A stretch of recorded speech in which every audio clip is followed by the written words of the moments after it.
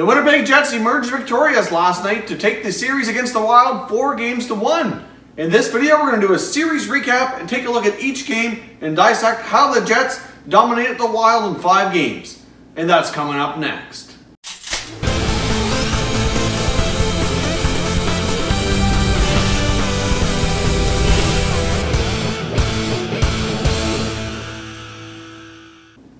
Welcome back to another video here at Top Shelf Hockey. If you're new to the channel, thanks for stopping by.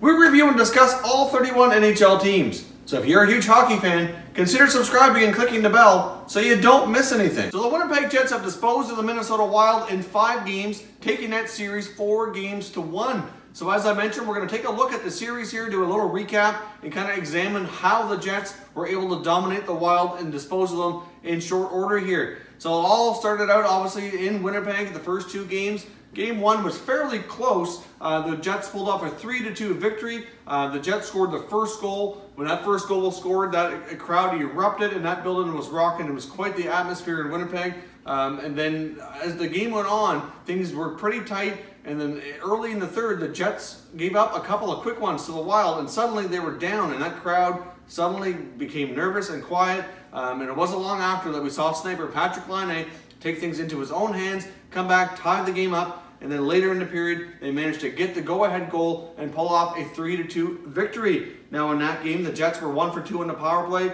the Wild were 0 for 1, and the Jets were badly outshot the Wild by 40-20 count, so they had twice as many shots. So the Jets, even though they were very strong offensively, they didn't give up a lot, but it was still quite closely contested on the scoreboard. So at least it made things quite interesting. And I know for a while there, they probably had some nervous jitters getting that first playoff game out of the way. For a lot of these guys, I suppose their first experience dealing with the Stanley Cup Playoffs. So it's a big deal to kind of get that nervous energy out of the way early. You know, for Game 2 in Winnipeg, they still played a pretty solid game. The Jets had a 4-1 victory. The shots were even more of a mismatch. The Jets outshot the Wild 44-17. They had no power play goals, so they went 0 for 3, while the Wild went 1 for 4. So their one goal they did score was on a power play. But at the same time, this was a game that Winnipeg highly dominated. Connor Hellebuyck was solid in goal when he needed to be, even though he wasn't getting a ton of shots.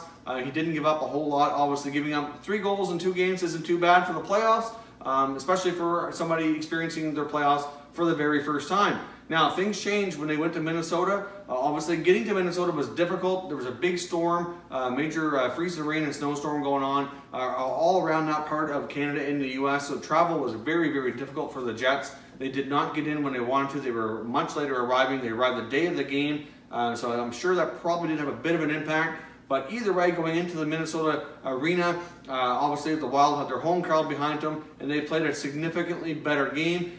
They finally chased Connor Hellebuyck out of the net, and they ended up getting a 6-2 victory. The Wild ended up going 2 for 3 in the power play. Still outshot the Wild 31-29, so it was pretty close on the shot clock, but it wasn't close on the scoreboard.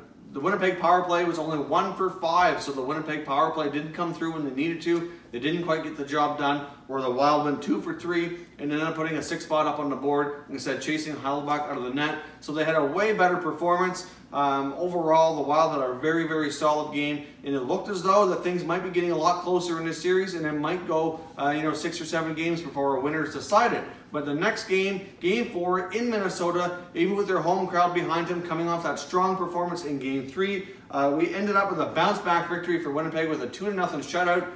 Connor Hellebuyck was a beast in the net.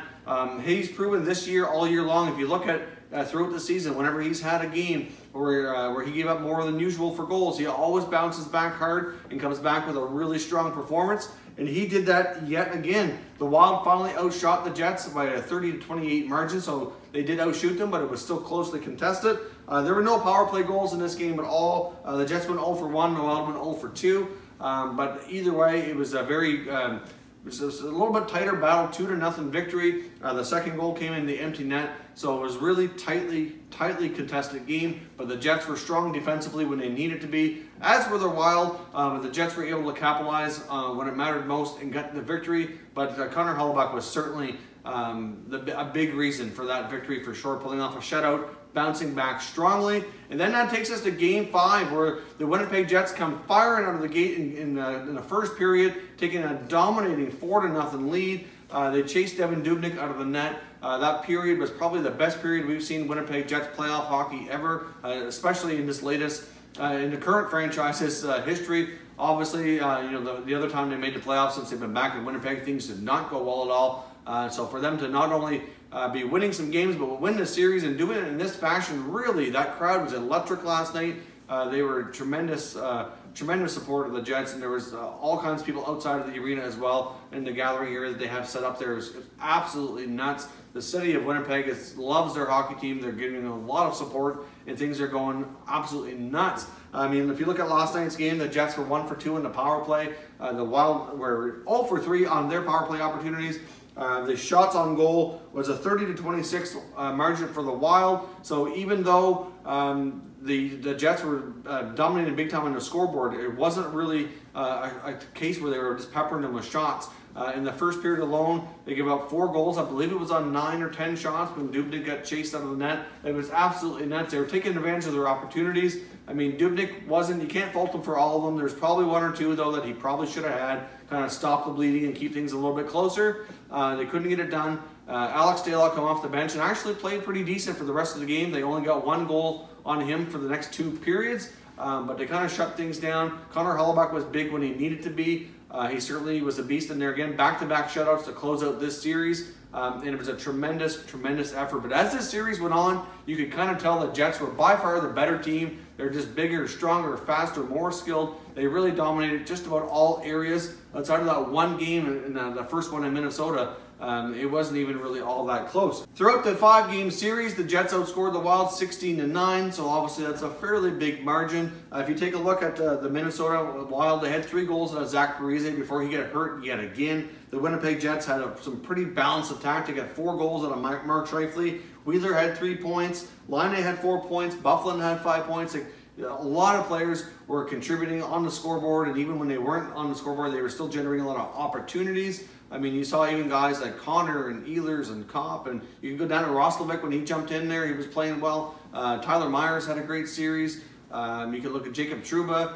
You know, like all through the lineup. Like, this team is deep, and it's a lot deeper than they probably got credit for before. Paul Stastny's been in really well as well. I want to mention him. Brian Little had a pretty good series. Like, just through and through that lineup, there's no weaknesses right now, and they're firing on all cylinders. So if they end up playing the Predators in the next round, which is not a given yet, the Preds are up 3-2 after dropping a game to the Avalanche last night. You know, either way, I think everybody would probably agree Nashville's the stronger team overall, but the Avalanche are alive and well in that series, and we'll see how Game 6 goes Sunday night.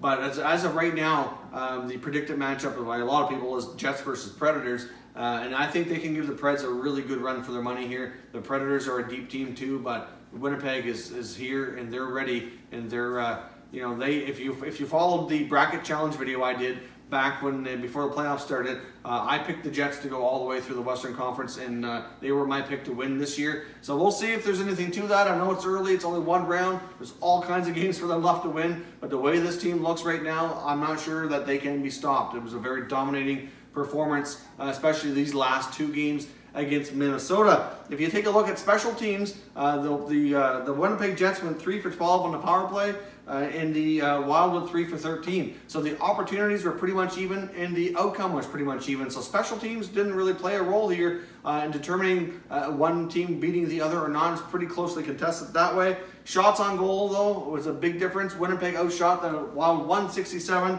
to 128 and ended up outscoring them 16-9. If you take a look at that, the Jets were scoring a goal about every 10 to 11 shots, whereas the Wild were scoring a goal about every 14 shots. So you could definitely argue that Connor Hellebuyck was the stronger goalie in this series, but at the same time, the Jets were pounding more pucks at Dubnyk and more at the net, and that resulted in more shots, more goals, more opportunities, and they absolutely dominated the 5-on-5 play. It says special teams were pretty even, so they actually won this series 5-on-5. A lot of times in the playoffs, you get special teams. One team being hot or another on the power play can sometimes make all the difference in the world. That was not the case in this series. The opportunities were pretty even, and pretty evenly on the outcomes for how many power play goals were taken advantage of there. So Jets move on, Wild goes home. We'll be doing recap videos as each series here completes to kind of analyze what happened and how the teams that won came to be and how the teams that lost, what they're missing. Obviously, the Wild need a more balanced scoring approach. They had pretty good goaltending, and Dubnyk just wasn't enough to get outdueled by Connor Hellebuyck. But really, overall, I think Dubnyk had a pretty solid series. Their defense wasn't too bad. Obviously, missing Ryan Suter back there was huge. Having Suter in the lineup definitely would have made things a little bit more even for sure. And obviously up front, Zach Parise's never been able to really stay healthy here for quite some time. That contract's looking terrible for the Wild, as he's never been able to produce at the level they expect after giving him that monster contract a few years back. And it's hard to say how things are going to go for him. He comes back after missing a big chunk of this year. Started off the series well, scored 3 goals, and then he's out again. I think they said it was going to be 6 weeks or something like that for a crack. I think it was cracked sternum, I believe, was his injury. Either way, this guy's had the worst luck in the world. His body can't keep up, it can't stay healthy. So we'll see how long this guy goes on in the NHL. But the Wild definitely need more scoring. They've proven in the past they can be a pretty solid defensive team. They have a good goaltender in Devin Dubnyk, but they need a more balanced attack for sure. Should be interesting to see what they do, if anything, with their coaching and management as the offseason unfolds here. I mean, Chuck Fletcher's been there for quite some time now, and like I said, I kind of compared him to being the Western Conference version of the Washington Capitals. They have a lot of good regular seasons, but they can't get it done in the playoffs when it matters most. We also put out another video today discussing on some NHL trade rumors, and obviously there's some names on the wall that came up, seeing as that they're beat out of the playoffs and didn't have the success they were looking for. So if you missed that video, there'll be a YouTube card up here. You can go back and watch that video that we put out earlier today as well, discussing the NHL trades that we might see this offseason. If you haven't done so already, consider subscribing to the channel. We're almost at the 1,000 mark, and we have a big giveaway coming up when we hit the 1,000 subscriber milestone. So please consider subscribing if you're new. If you haven't done so already, consider following us on Twitter. You're going to find our Twitter handle on the screen right here. We're also on Facebook and Instagram, and all of our social media links are down below in the description. As always, thank you very much for watching, everybody. We will catch you next time.